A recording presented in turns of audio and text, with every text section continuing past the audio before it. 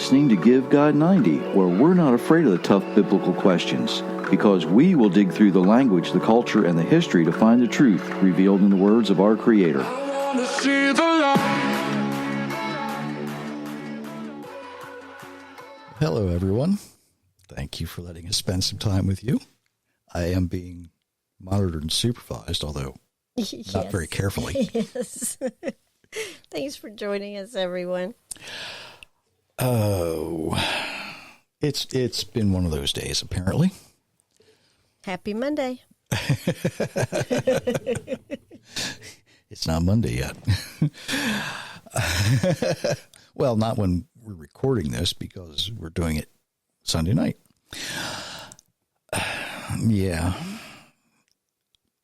If you really want the confession, we started recording this and we were about halfway through, and I looked down and realized that it wasn't recording.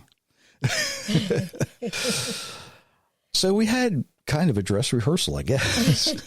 Doesn't happen very often. No, it doesn't. Just a friendly reminder, hit those share buttons and like buttons. I know, not everybody does that all the time, but we would appreciate it. It makes it makes it easier for other people to find us, just like you did. If you haven't been to givegod90.com lately, you might want to check that out. Author Jerry Mitchell, all one word, is where the authorjerrymitchell.com. Yes, it's all one word. That's where the books are available. So let me get my brain started, reboot, whatever you call it nowadays. Back to the beginning. Do-over, right? If you listened to the last episode, yes, I did get my faucet fixed without a lot of grumbling, aggravation. Yes, you did. I didn't even know you were working on it until I heard you rattling the pipes outside. So, and the one thing I don't like about plumbing is when you take something apart, you never know what you're going to find on the inside. And my heart goes out to plumbers. There's a reason they make the money they do, because people like me hate it. I've had to do it in the past. I don't like it. Never have. Just something I don't like. Somebody once told me it's equally as important in life to know what you don't want to do as it is to know what you do want to do. And I know one thing I don't ever really, or I try never to do. Sometimes it's unavoidable. There's a couple things I need to say right up front before I get started. This is not going to be about how we pronounce the name of the Creator. That's not my intention here. If you speak his name and you say it differently than I do, that's perfectly fine. I'm not going to give you a hard time about how you pronounce it, unless you happen to be one of the folks who choose a pronunciation that's based strictly on English sources. The name of our Creator was given to Moses. Moses writes it down in the Hebrew language, and we have a special name for the 4 letters that are used to tell us his name. Yes, I'm talking about the Tetragrammaton. There's 4 letters, are the Yud He Vav He. I've spoken about them quite often. The other thing I want to say is I am not a Hebrew grammar expert. I have plenty of trouble with English. Okay? So I leave the Hebrew grammar to the Hebrew grammar experts. And even some of them don't always agree on some things.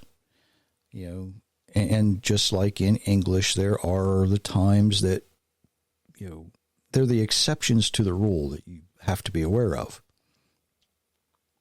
But these Hebrew grammar experts, they're the ones who write the lexicons, the concordances, and the dictionaries that we use to search out the things we want to know about the language. Right? They're the ones that are responsible for it. They're the ones that we sort of, give them their due. Okay? So let them have their due. If you are not a native Hebrew speaker, chances are you're not a Hebrew grammar expert. And I know some folks who are native Hebrew speakers, and they will tell you They're not grammar experts. So that's out of the way.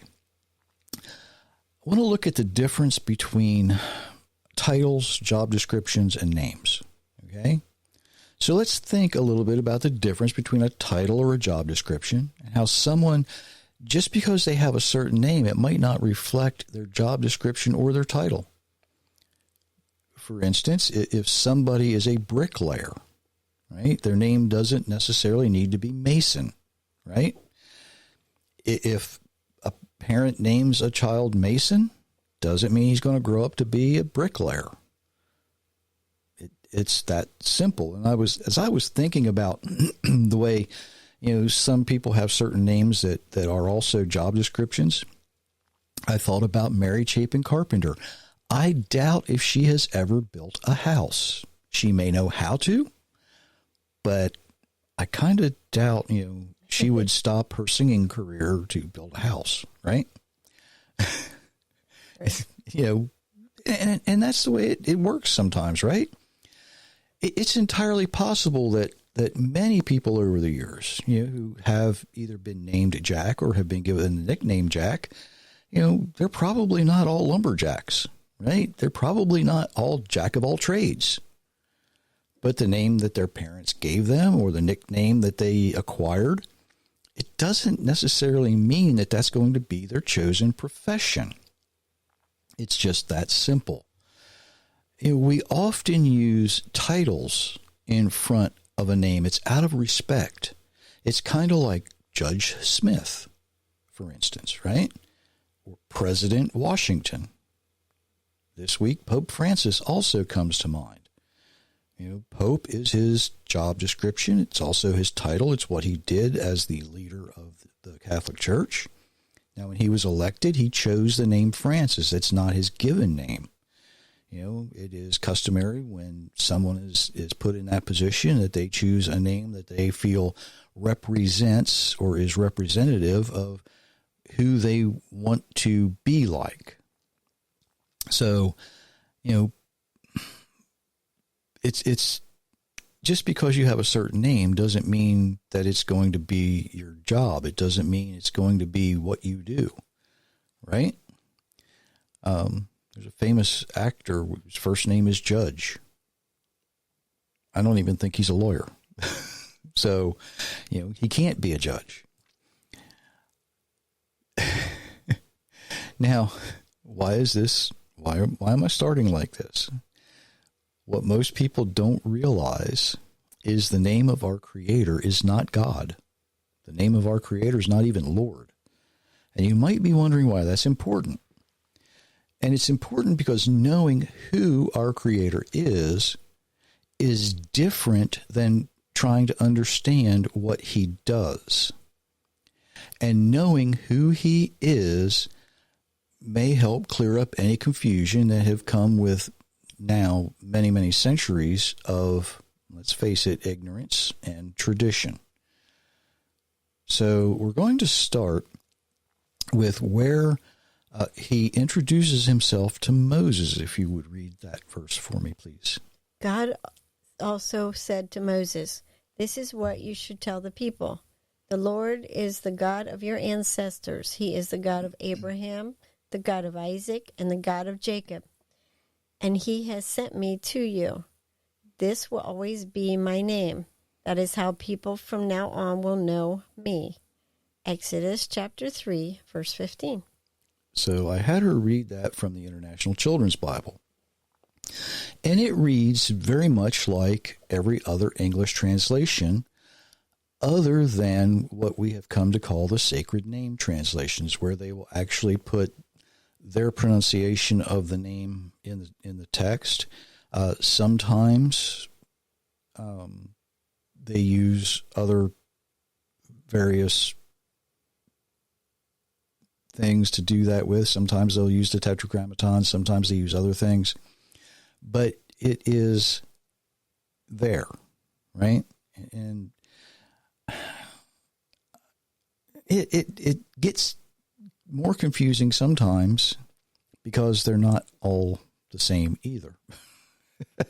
It makes it kind of hard, right? I'm going to attempt, and I hope I do this intelligently. I'm going to attempt to explain how all this fits together and why most English translations do a very, very poor job with the difference or describing the difference between the name of God and what he does. So we're going to start back here looking at the verse Myra just read. God, if you look at it in Hebrew, it's Elohim. It's a title or a job description. More on that in just a few minutes. Also told Moses, say to the Israelites, the Lord. Now, it's all in capital letters, which indicates that's where the tetragrammaton should be, the Yud He Vav He. Many, many, many English translations use that as a clue to say this is where the name should be. The God of your fathers. Now, the word God here is not Elohim. It is instead Elohi, which is considered, even though it's plural, it is considered a singular conjunction or conjugation of Elohim. Why is it considered plural? Because Elohim is always considered plural. Like I said, more on that in a minute. And it goes, the verse continues, the God Elohi, once again, of Abraham, the God, again, Elohi, of Isaac, and the God Elohi of Jacob has sent me to you. This is my name forever. And this is how I'm to be remembered in every generation. Now, the name, of course, is not the title, which is God, Elohim or Elohi. The name is the tetragrammaton, the Yud He Vav He. That's what's to be remembered. Now, how can we remember it if we don't use it? That's kind of a tough one, right? It really is. Now, I've talked before about why the Jewish faith does not use the name. Okay? Not going down that trail tonight or this morning, whenever you're listening to it. But instead, think about this. You might not know how to pronounce it. There's a lot of different groups out there that pronounce the name differently. David actually points this out. He acknowledges that this is going to happen, and he writes in Psalms, if you want to read those two verses. If we had forgotten the name of our God or spread out our hands to a foreign God, would not God have discovered, since he knows the secrets of the heart? Psalms chapter 44, verse 20 and 21. And so even if we do forget the name of the Creator, he's going to look at our hearts, and he will be the one who will determine if we're trying to worship him or if we're trying to worship someone or something else, whether, whatever it might be.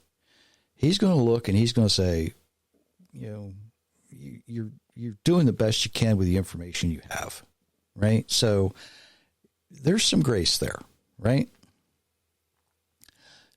So let me get back to the title of Elohim for a moment. Because it is considered plural, and here's where people are going to get upset. A lot of Christians and even a lot of Messianic believers think that's the reason for the Trinity, or that's the reason that God is able to say in Genesis 1:26, let us make man in our image after our likeness. Problem is, that's not how the Hebrew language works. Okay? According to the Hebrew grammar experts, the lexicons, and all the reference material you can find. Now, there's a lot of Bible verses that use what we consider to be the royal we when referring to our Creator, when we refer to earthly kings or earthly monarchies, some earthly leaders as well. Isaiah 19:4 is a really good example of this. I will deliver the Egyptians into the hands of harsh masters, and a fierce king will rule over them, declares the Lord God of hosts. Now, the harsh masters here is actually the word Adonim. It's the plural of Adonai, or Lord, but it refers to a singular king. If you've ever had the chance to listen to the Jewish blessings, because they don't use the name when they see the Tetragrammaton, they replace it either with Hashem or Adonai, typically. Maybe you've heard in Fiddler on the Roof's a good example. Baruch atah Adonai Eloheinu melech haolam. Blessed are you, Lord our God. Well, the Lord there, the Adonai there, should be the Tetragrammaton, the Yud He Vav He.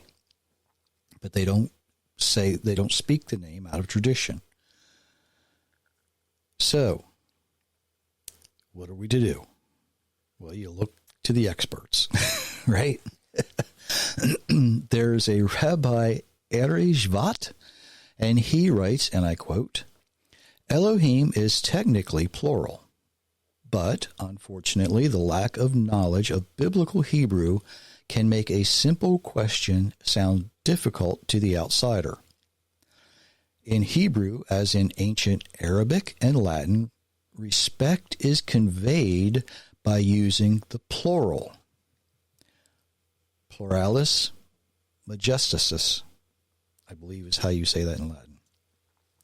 Sort of like the royal we in English, where the king refers to himself as we. And he cites the example of Isaiah 19:4. And let's see, he continues similarly in Genesis 39 regarding Potiphar and Joseph's masters, which is plural, took him singular. So it uses the plural to refer to Joseph's masters, but it is specifying a singular person. Okay? Verse 42 is the same.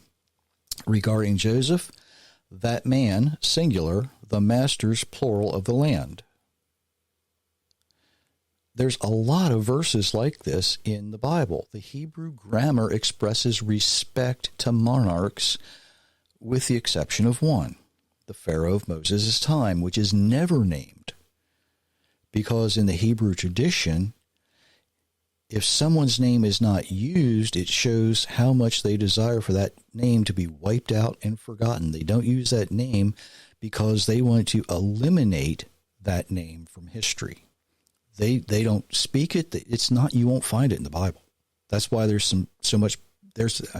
why there has been in the past so much confusion about which Pharaoh. Everybody thought it was Ramses for a long time, but it wasn't. Not going down that rabbit trail tonight either. So when you don't use a name, it wipes it from history. But God says, my name, the Yud He Vav He, is to be remembered. So even though many English translations give us some hints, like using all capital letters in Lord, L-O-R-D, when they translate the Tetragrammaton, unless the reader is constantly aware of this, they're not going to realize the difference when they read the word Lord all in lowercase, or when only the first letter L is capitalized, and there is a difference. That leads to a lot of confusion. It leads to a lot of confusion. People just don't grasp. You can't simply read the Bible as a literary work. You have to be aware of what you're reading for it to actually make sense. Now, something we have read often, and we're going to keep reading it over and over and over and over again until everybody understands this. Would you like to read that verse for me, please?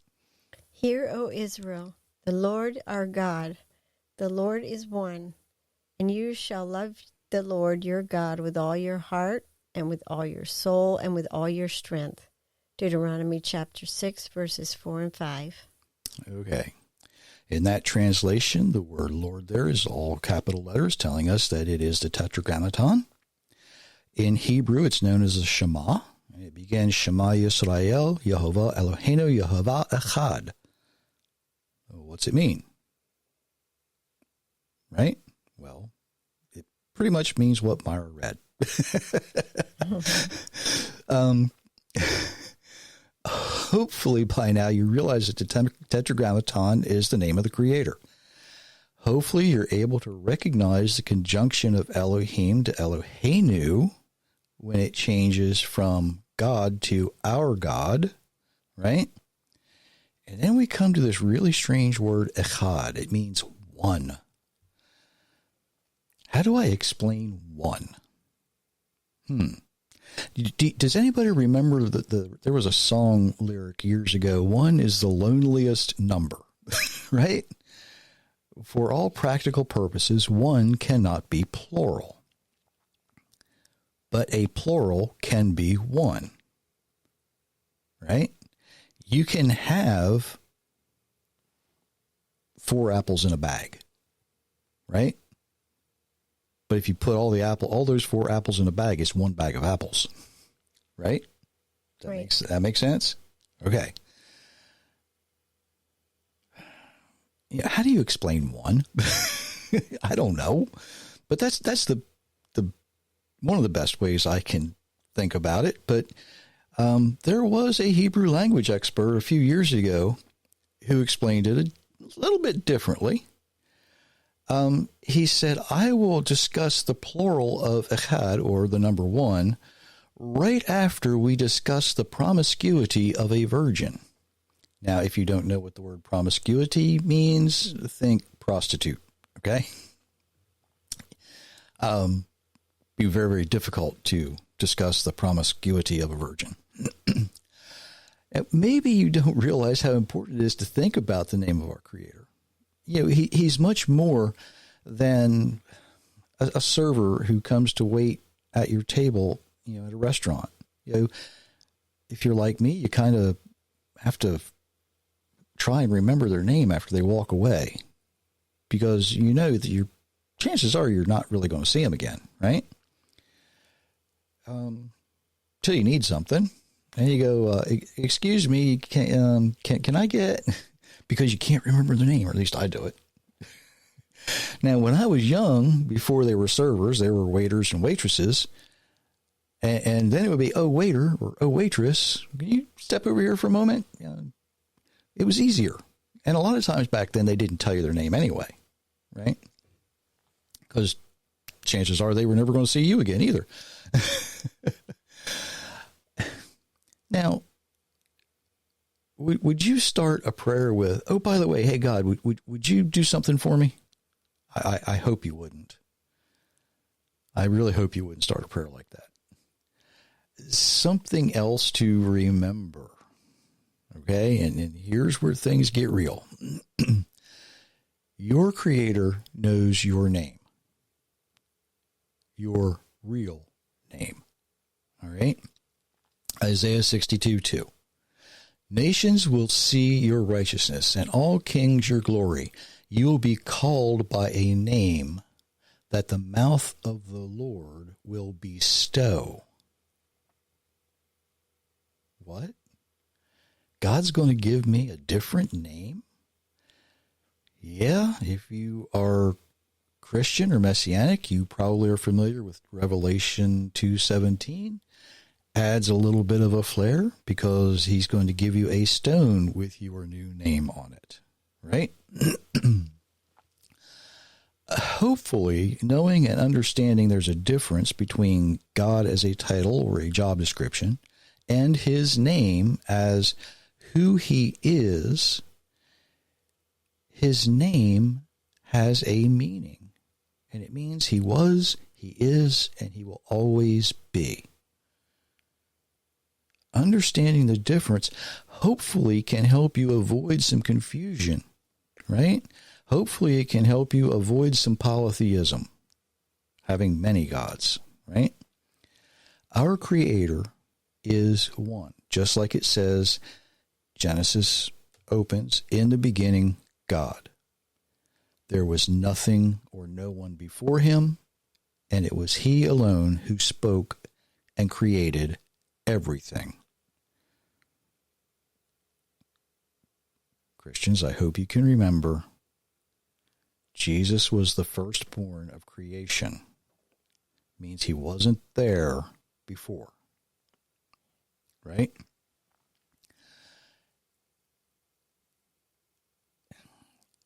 The job description and the title God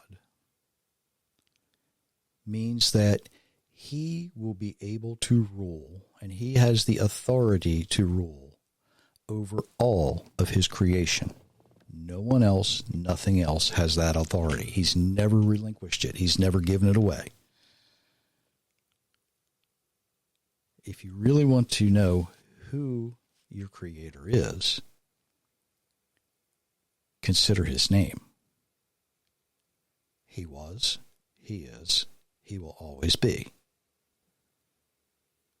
If you want to know what he does, consider his job description.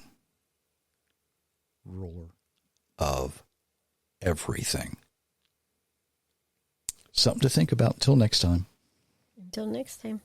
And we do wish you many, many blessings, everyone. Yes, we do.